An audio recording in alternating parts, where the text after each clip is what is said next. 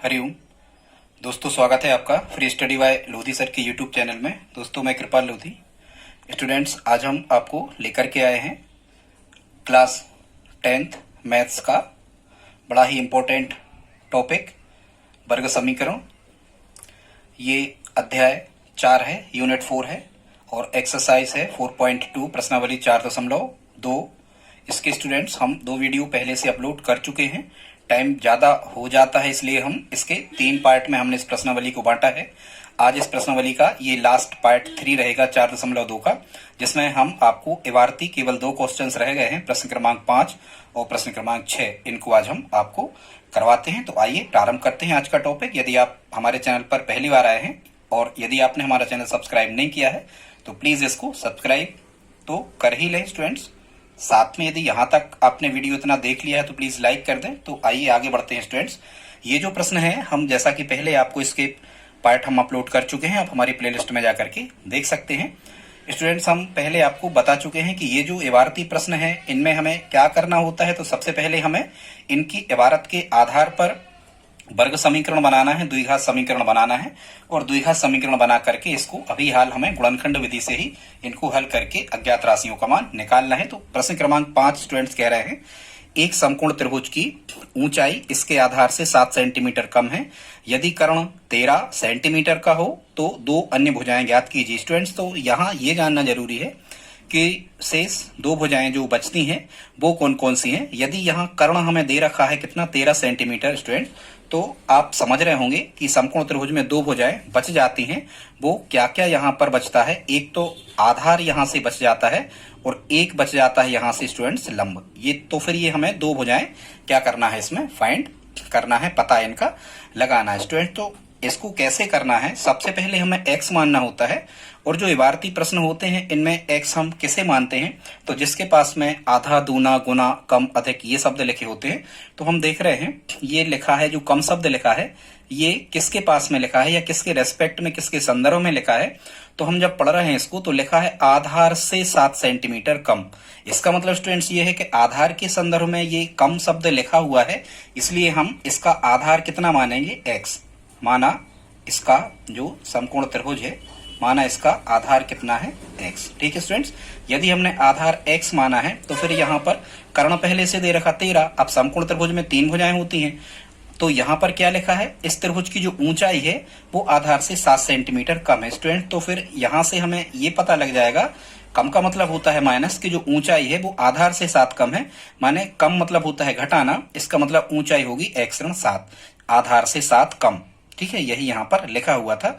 तो अब देखो स्टूडेंट्स, और इसका दिया क्या है, हमें कर्ण पहले से दे रखा है, इसका कर्ण कितना दे रखा है, 13 सेंटीमीटर। ठीक है स्टूडेंट्स, कर्ण कितना दिया हमें, 13 सेंटीमीटर। तो इतना आप समझ गए होंगे। अब आप चाहो तो यहाँ पर एक समकोण त्रिभुज आप ड्रा कर सकते हो। इस टाइप का समकोण त्रिभुज बनता है, आप किसी भी एंगल से इसको बना सकते हो और इसमें यहाँ पर एक समकोण बनता है। उस समकोण के सामने की जो सबसे बड़ी भुजा होती है ये होती है कर्ण। तो ये कर्ण 13 हो गया और जो लंब होता है ये ऊंचाई होती है, ऊंचाई है x ऋण 7 सेंटीमीटर और ये भुजा आधार है, आधार हमने कितना माना है, x। आप चाहें तो यहाँ ABC कुछ भी इस प्रकार से यहाँ लिख सकते हैं स्टूडेंट्स।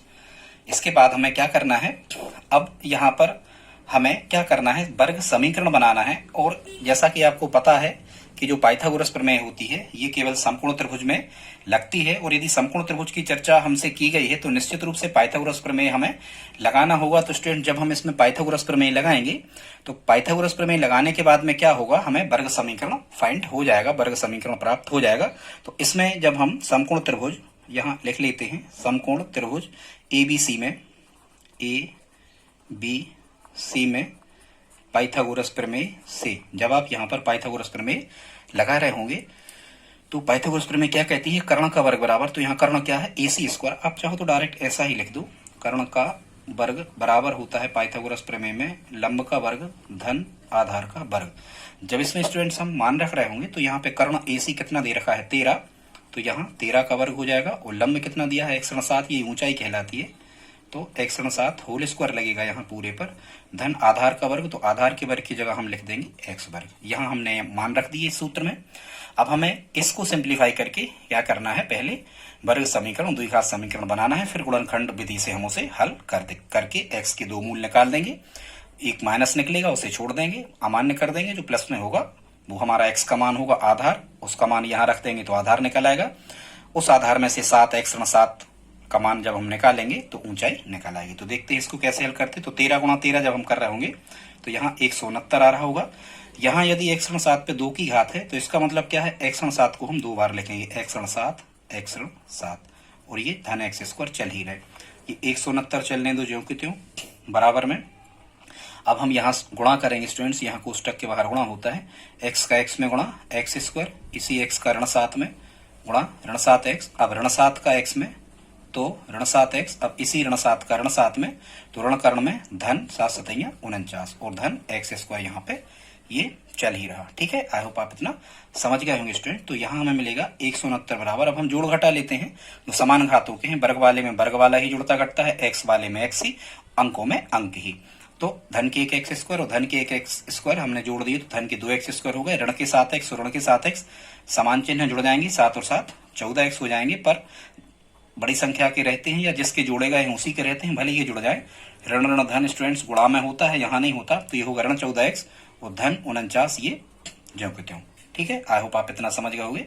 या स्टूडेंट्स इसी समीकरण को हम ऐसा भी लिख सकते हैं, यदि हम पूरा अब देखो ये 2x स्क्वायर में 14x ना जुड़ेंगे घटेंगे, ना 14x 49 ना 2x स्क्वायर 49। ठीक है, या यदि हम पूरा समीकरण इस तरफ उस तरफ ले जाएं, जैसे इसको हम लिख सकते हैं 2x वर्ग ऋण 14x धन 49 वो बराबर कितना लिख सकते हैं 169। तो कोई अंतर नहीं पड़ता, ये एक ही समीकरण है, ऐसा आप मान करके चलें। तो स्टूडेंट्स अब हम क्या करेंगे, और ये हमने इस तरफ क्यों लिखा, क्योंकि हमें वर्ग समीकरण बनाना है, x स्क्वायर की घात पहले चाहिए। तो अब हम इसको आगे बढ़ाएंगे, तो 2x वर्ग ऋण 14x धन 49 ज्यों कि त्यों 169 बराबर के इस तरफ आए, तो ये यहाँ धन के थे, अब बराबर के हम इस तरफ ले आए, क्योंकि हमने मन में सोच लिया है कि अब हम यहाँ पर जीरो लगाने वाले हैं, जीरो हमें रखना ही पड़ेगा, तभी तो हमें ये मान मिलेंगे।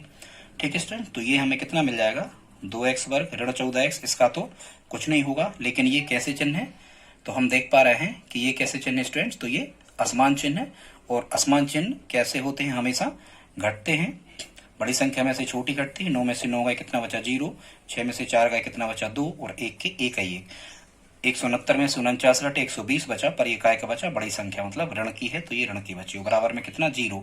अब जैसा कि हमने शुरू के वीडियोस में आपसे कहा है, कभी भी वर्ग समीकरण में यदि ऐसा कोई डाटा दिख रहा है जो बहुत ज्यादा बड़े मान है, और यदि कोई संख्या ऐसी है कि उसका इसमें भी भाग जा रहा है, उसका इसमें भी भाग जा रहा है, इसमें भी जा रहा है और जीरो में भी जा रहा है, जीरो में तो जाता ही है, तो हम क्या कर देते हैं उसमें किसी एक सी संख्या का सभी पदों में जो 3-4 पद लिखे हैं इन सभी में कर देते हैं भाग, तो बन जाता है क्या वर्ग समीकरण। तो यहाँ हम क्या कर रहे होंगे, ऐसी बड़ी से बड़ी संख्या 2 है, 2 का भाग 2 में जा रहा है, 2 का भाग 14 में और 2 का भाग 120 में भी जा रहा है, जीरो में तो जाएगा, तो 2 से हम इसमें भाग लगा देते हैं, तो यहाँ 2 से 2 कट जाएंगे, मिलेगा x वर्ग ऋण 2 का 14 में भाग लगाएंगे तो 7x आ जाएगा, यहाँ 7 बार जाएगा, और 120 में लगाएंगे तो कितना आ जाएगा, यहाँ ये भाग आ जाएगा स्टूडेंट कितना 60। आई होप आप इतना समझ पा रहे होंगे, और बराबर में 0 चला ही रहा बस। तो स्टूडेंट्स ये क्या बन गया, ये बन गया हमारा वर्ग समीकरण। अब हमको क्या करना है, इस वर्ग समीकरण को गुणनखंड विधि से या सूत्र विधि से, अभी सूत्र विधि चालू नहीं हुई, वो 4.3 के बाद ही चालू होती है। तो अब हम ने जैसा कि आपको बताया था कि मध्य पद को तोड़ के गुणनखंड हमें निकालना है।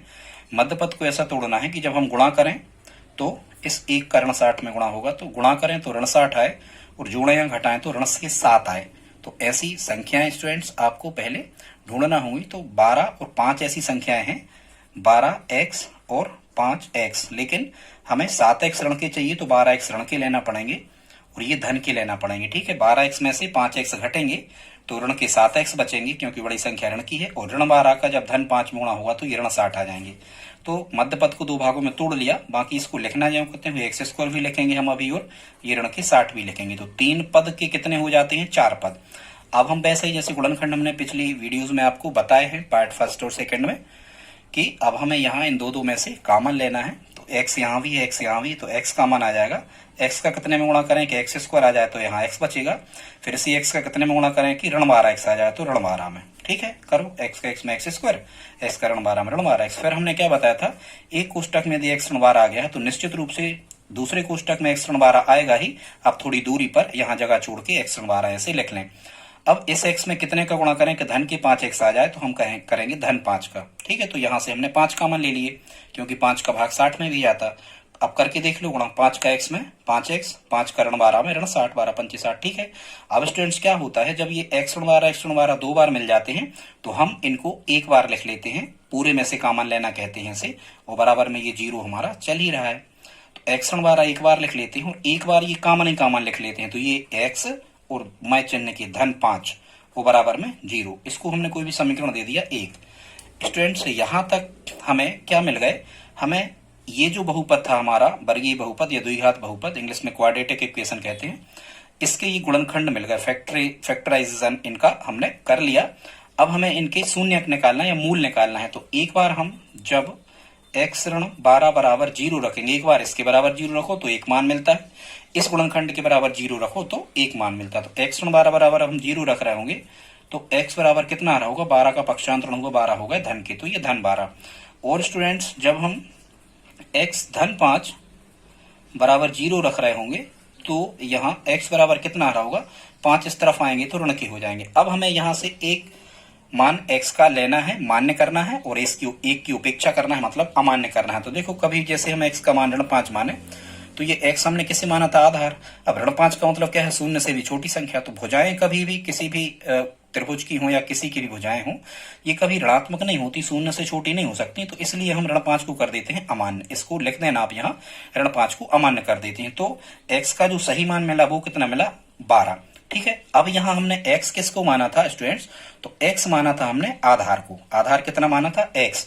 तो हम यहाँ ये कह सकते हैं स्टूडेंट्स की जो आधार हमें निकल के आ गया, आधार वो कितना निकल के आ गया, x माने 12। और यदि कर्ण सेंटीमीटर में दिया था तो हम इस आधार को सेंटीमीटर में लिख सकते हैं। तो यहां से ये कर्ण निकल आया, ये सॉरी आधार निकल आया, कर्ण तो तेरा पहले ही से दिया ये। अब हमें क्या निकालना है, इसकी ऊंचाई, दो भुजाएं याद करना थी। तो ऊंचाई इसकी कितनी है, x ऋण 7, तो यही मान रख दो इसकी ऊंचाई। स्टूडेंट्स इसकी ऊंचाई कितनी है, ऊंचाई है x ऋण 7, मतलब x का मान जब आप यहाँ रखोगे तो 12 ऋण 7, मतलब कितना निकल आएगा, 5 सेंटीमीटर। या फिर आप पाइथागोरस प्रमेय से निकाल लो, 13, 12 और 5 का पेयर बनता है। ठीक है स्टूडेंट, तो इसका जो आंसर लास्ट में हम लिख रहे होंगे वो एक भुजा निकल के आएगी हमारी कितनी, 12 सेंटीमीटर, और एक भुजा इसकी निकल के आएगी 5 सेंटीमीटर। सबसे नीचे लास्ट में आप आंसर लिख दें, यहाँ जगह नहीं इसलिए हमने बाजू में लिख दिया। आई होप आप समझ गए होंगे कि इस प्रश्न को हमें कैसा करना था। अब एक प्रश्न और बचा है स्टूडेंट्स, यदि यहाँ तक आपने हमारा वीडियो देखा तो प्लीज लाइक कर दें। अब हम देखते हैं आज का लास्ट क्वेश्चन। आप बस 5 मिनट और हमारे साथ रहे, ज्यादा से ज्यादा 6-7 मिनट और इसमें लगना है। 6वां क्वेश्चन कह रहे हैं, एक कुटीर उद्योग एक दिन कुछ बर्तनों का निर्माण करता है। यह देखा गया कि प्रत्येक नग की निर्माण लागत उस दिन के निर्माण किए बर्तनों की संख्या के 2 गुने से 3 अधिक थी। यदि उस दिन की कुल निर्माण लागत 90 रुपया थी तो निर्मित बर्तनों की संख्या और प्रत्येक नग की लागत ज्ञात करो। ठीक है स्टूडेंट, तो सबसे पहले हमें अब तो ये समझो कि ये वर्ग समीकरण ही इसमें भी बनेगा। सबसे पहले तो हमें क्या मानना है, x मानना है। तो x आप किसे मानोगे, तो स्टूडेंट्स यहाँ हम देख रहे हैं कि x हम किसे माने, तो जिसके पास में ये 2 गुने अधिक वगैरह लिखा होता है इबारत में, बहुत अच्छा इंपॉर्टेंट फैक्ट है, इसे आप समझ के रखें, उसे हम हमेशा x मानते हैं। तो क्या लिखा है, उस दिन के निर्माण किए बर्तनों की संख्या, इसके पास में लिखा है गुने, तो हम किसे मान लेंगे x, हम मान लेंगे बर्तनों की संख्या। माना बर्तनों की संख्या x है, ध्यान से सुनना। और x इसे ही क्यों माना आप समझ रहे होंगे, माना बर्तनों की संख्या x है। x इसे ही हमने इसलिए माना है क्योंकि जो 2 गुने शब्द लिखा है वो बर्तनों की संख्या के पास लिखा है। ठीक है, तो बर्तनों की संख्या कितनी मान ली, x। अब हमें इसकी क्या निकालना है, कह रहे हैं प्रत्येक नग की निर्माण लागत। अब हमें स्टूडेंट्स इसकी निकालना है लागत।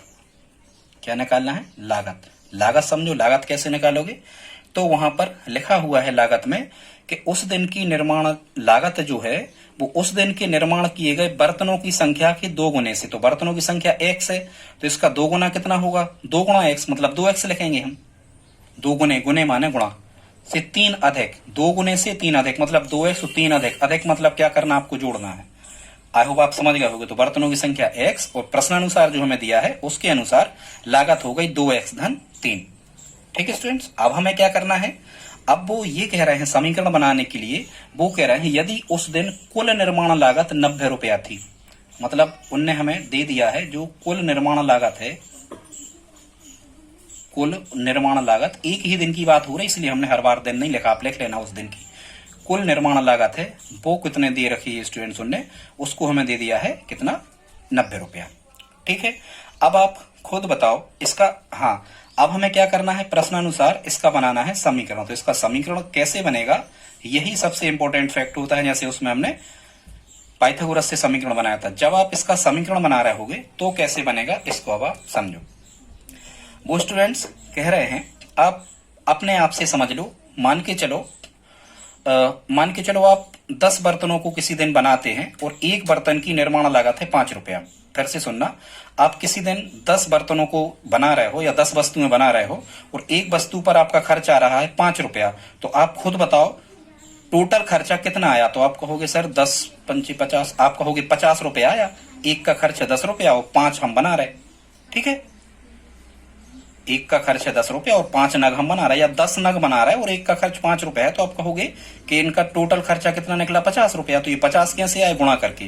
तो यही कॉन्सेप्ट स्टूडेंट्स यहां आपको लगाना है कि कुल लागत जो 90 रुपया है ये गुणनफल है किसका, बर्तनों की संख्या और लागत का। तो बर्तनों की संख्या छोटा दिया है x, तो x हम यहां लिख लेते हैं और गुणा करके ये 2x धन 3, मतलब आप समझना बर्तनों की संख्या का लागत में जब हम गुणा करेंगे तो ये कुल निर्माण लागत के बराबर निकलेगा। मतलब ये 90 रुपया जो 90 लिखे हैं ये बर्तनों की संख्या और जो लागत है उसका गुणनफल लिखा है। बस यही है इसका इक्वेशन बनाने का, समीकरण बनाने का महत्वपूर्ण फैक्ट। अब हमें कुछ नहीं करना है, इसको सॉल्व करना है। x का 2x में गुणा करोगे तो यहां से देखना, x का 2x में गुणा करोगे तो 2x स्क्वायर, x का धन 3 में गुणा करोगे तो धन की 3x और बराबर 90, ये चल ही रहे हैं। अब हमें बनाना है वर्ग समीकरण, तो 2x वर्ग धन 3x 90 को इस तरफ ले आए बराबर के, तो माइनस के हो गए और बराबर में 0। स्टूडेंट्स ये समीकरण ऐसे ही बनाना होता है, पहले x पे 2 की घात, फिर 1 की, फिर अचर बराबर 0, जो हमने आपको बताया था वर्ग समीकरण का व्यापक समीकरण ax square plus bx plus c बराबर 0। इस फॉर्मेट में हमें समीकरण को लाना होता है। जब हम इस फॉर्मेट में समीकरण को ले आते हैं तो हमें मध्य पद को फिर क्या करना होता है, तोड़ करके और गुणनखंड निकाल के x की 2 वैल्यू हमें यहाँ पर निकालना है। ठीक है, यहाँ कोई ऐसी संख्या है नहीं कि उसका सब में भाग जा रहा हो, तो हम नहीं करेंगे। 3 का यहाँ जा रहा पर 90 में नहीं जा रहा तो हम नहीं करेंगे। 2 का यहाँ जा रहा 90 में जा रहा, 3 में नहीं जा रहा तो नहीं करेंगे। सभी में भाग जाता तो हम कर सकते थे। तो अब हमें कैसे तोड़ना है कि यदि हम गुणा करें इसका गुणांक, हाँ थोड़ा सा और ध्यान रखना, इसका गुणांक कितना है 2, 2 का कर देते हैं हम ऋण 90 में गुणा, तो ये आ जाएगा कितना, ऋण 180। कितना आ जाएगा स्टूडेंट्स, ऋण 180।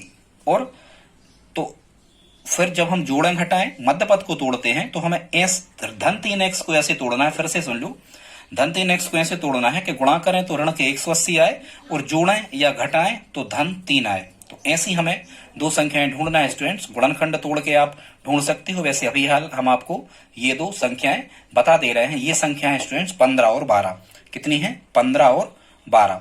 ठीक है, 15 में से 12 घटाओगे तो कितना मिलेगा, 3 मिलेगा। आप 180 के ऐसे गुणनखंड तोड़ के इस प्रकार से आप कर लेना, मिल जाएगा 15 और 12। ठीक है, 15 का जब आप 12 में गुणा करोगे तो 180 आ रहा होगा और 15 में से 12 घटाओगे तो ऋण 3 आ रहा होगा। ठीक है, तो कैसे हम तोड़ते हैं देखते हैं। इसको हम लिख रहे होंगे 2x वर्ग और 3x को क्या लिख सकते हैं, धन के 15x और ऋण के 12x। धन 15x में से 12x घटाएंगे, असमान चिन्ह घटते हैं, 15 में से 12 गए कितने बचेंगे, 3, काय के धन के, क्योंकि बड़ी संख्या धन की है। और धन 15 का जब ऋण 12 में गुणा करेंगे तो कितने आ रहे होंगे, ऋण 180। ठीक है, तो 3x को हमने ऐसा लिख लिया, 2x स्क्वायर ज्यों के त्यों और ऋण 90 माय चिन्ह के ज्यों के त्यों बराबर में क्या रखेंगे हम, 0। ठीक है स्टूडेंट्स, अब हमें क्या करना होता था, पिछली गुणनखंड तोड़ना ही है उसी की भांति। यह हम 2 में से कॉमन लेंगे। तो यहाँ स्टूडेंट्स भले 2 लिखा है और 15 लिखा है, पर कोई भी ऐसी संख्या नहीं है जिसका भाग 2 में जाता हो और 15 में जाता हो, तो यहाँ केवल हम x कॉमन लेते हैं। और ये कोई शर्त नहीं होती, आप ऋण 12 भी पहले लिखते, धन 15 बाद में, सही आता, बस कॉमन लेना बनना चाहिए। x यहाँ से कॉमन हमने ले लिया स्टूडेंट, तो यहाँ क्या मिलेगा हमें, यहाँ मिलेगा 2x x का 2x में गुणा 2x वर्ग और धन कितना मिलेगा यहाँ 15। x का 2x में गुणा 2x वर्ग, x का धन 15 में 15x। अब स्टूडेंट्स यहाँ 2x धन 15 यदि मिल गया तो हम क्या कहते हैं कि थोड़ी दूरी पर यही का यही जो कहते हैं कोष्टक लगा के लिख लो। अब हमें यहाँ जगह छोड़ देना। अब हम इन दो में से कॉमन लेते हैं। ऐसी बड़ी से बड़ी संख्या हमें यहाँ इन दोनों में देखना है कि उसका भाग 12 में भी लगता हो और उसी से भाग 90 में भी लगता हो। तो यहाँ क्या चाहिए हमें ऋण 12x। तो यहाँ 2 पहले से हैं, तो अब 2 में कितने का गुणा करें कि 12 आ जाए, तो आप कहोगे 6 का, तो 6 ऐसे कॉमन ले लेते हैं। अब आप करो 6 का 2 में x में तो 12x, लेकिन 12x का चाहिए ऋण के, तो ये ऋण के ले लो। ऋण 6 का 2x में गुणा होगा तो ऋण के 12x आ जाएंगे, और ऋण 6 का धन 15 में होगा तो 15 6 का 90, ऋण के 90 आ जाएंगे, बराबर में 0। अब हम क्या कहते थे आपसे, जो दो कोष्टक जो अपन को एक से मिल जाते हैं इनको पूरे में से कॉमन ले लो, तो इनको एक बार लिख लो 2x धन 15 एक कोष्टक में, और एक कोष्टक में कॉमन है कॉमन, तो एक कोष्टक में x और ये ऋण के 6, इनको लिख दो बराबर में 0। अब अपन क्या करते हैं स्टूडेंट्स, इनके मूल निकालते हैं x के, चूंकि ये वर्ग समीकरण है, द्विघात समीकरण है, तो अधिकतम इसके 2 मान x के निकलते हैं, तो वही x के मान अब हमें निकालना है। तो x के मान निकालने के लिए हम क्या करते हैं, एक बार 2x धन 15 बराबर 0 रखते हैं। तो जब हम 2x धन 15 बराबर 0 रख रहे होंगे तो हमें क्या मिल रहा होगा, तो हमें मिल रहा होगा 2x बराबर 0 का कोई मतलब नहीं, 15 इस तरफ आए काय के हो गए ऋण के हो गए। इसलिए जब हम x की वैल्यू फाइंड करेंगे तो कितना मिलेगा, ऋण 15/2 या 7.5 ऋण के आ जाएंगे। अब बताओ स्टूडेंट्स, ये x हमने क्या माना था, आप खुद देखो, x मानी थी हमने बर्तनों की संख्या, तो क्या बर्तनों की संख्या ऋणात्मक हो सकती है? ऋणात्मक मतलब 0 से भी कम।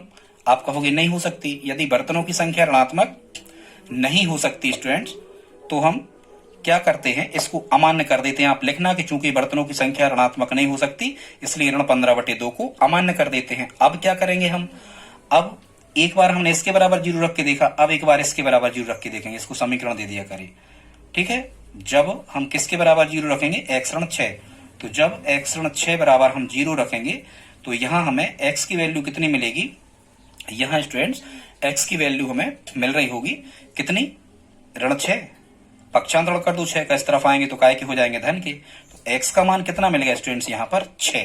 तो ये हम मान्य करेंगे क्योंकि ये धन के हैं, कोई सिंबल नहीं है यहाँ, कोई चिन्ह, मतलब ये 6 काय के हैं, धन के हैं। अब हमने 6 काय को माना था, तो देखो आप x काय को माना था और x का मान निकला है 6। यहाँ शुरुआत में भी देखना पड़ता है, हमने बर्तनों की संख्या कितनी मानी थी, x मानी थी, और x का मान कितना यहाँ हमारा निकल के आया स्टूडेंट्स, x का मान निकल के आया कितना 6।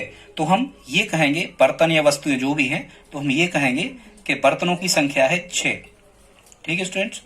बर्तनों की संख्या कितनी निकल आई, 6 बर्तन है। तो उनने क्या कहा था, निर्मित बर्तनों की संख्या और प्रत्येक नग की लागत। अब बर्तनों की संख्या तो कितनी आ गई, 6 आ गई। अब हम क्या निकालेंगे, प्रत्येक नग की लागत, और हमें फाइंड करना है। तो हम यहाँ लिखेंगे प्रत्येक वस्तु या नग जो भी है, प्रत्येक नग की लागत। अब आप खुद थोड़ा सा लॉजिक लगाओ, या फिर देखो 2 प्रकार से लगा सकते। लागत कितनी है, 2x धन 3, यहाँ x का मान रख दो, नहीं तो ऐसे भी निकालो के यहाँ कह रहे थे कि कुल लागत 90 रुपया थी, आपने 6 बर्तन बनाए हैं 90 रुपया में, 90 रुपया लागत आई है, और बर्तन कितने बनाए हैं 6, तो एक बर्तन की लागत आपको कितनी लगी प्रत्येक, मतलब 90/6 माने 15 रुपया लगी, 15 की 6 बर्तन बनाए, 90 रुपया लागत टोटल। तो यहां से भी आप निकाल सकते हो, नहीं तो आप यहाँ इसमें मान रख दो, ठीक है। प्रत्येक नग की जो लागत थी, यहाँ इसके बाद यहाँ से देखना स्टूडेंट्स, प्रत्येक नग की जो लागत थी वो यहाँ हमने कितनी मानी थी, 2x धन 3, तो यहाँ फिर से लिख लो 2x धन 3, तो 2 यहाँ गुणा है x का मान कितना है 6, तो 6 धन 3। अब पहले गुणा होता है बोर्ड मास नियम से, 6 दूनी 12, 12 और 3 कितने आ गए 15 रुपया, ठीक है स्टूडेंट्स। तो ये हमारे आंसर होंगे, उसी क्रम में हम आंसर लिख देंगे। किस क्रम में, जिसमें हमसे पूछा है निर्मित बर्तनों की संख्या, तो निर्मित बर्तनों की संख्या यहाँ आप चाहो तो इस प्रकार से लिख दो, निर्मित बर्तनों की संख्या कितनी है 6, और कह रहे थे प्रत्येक नग की लागत, तो प्रत्येक नग की स्टूडेंट्स जो लागत है वो कितनी है 15 रुपया, ठीक है। तो ये हमारा क्या हो जाएगा स्टूडेंट्स, आंसर हो जाएगा। दोस्तों यदि वीडियो पसंद आया है तो प्लीज आप इसे लाइक जरूर कर दें, और प्लीज आप हमारी हेल्प करें, इस वीडियो को अपने दोस्तों के साथ में शेयर जरूर करें। अच्छा लगा हो तो सब्सक्राइब भी कर लें। मिलते हैं अगले वीडियो में, तब तक के लिए जय हिंद।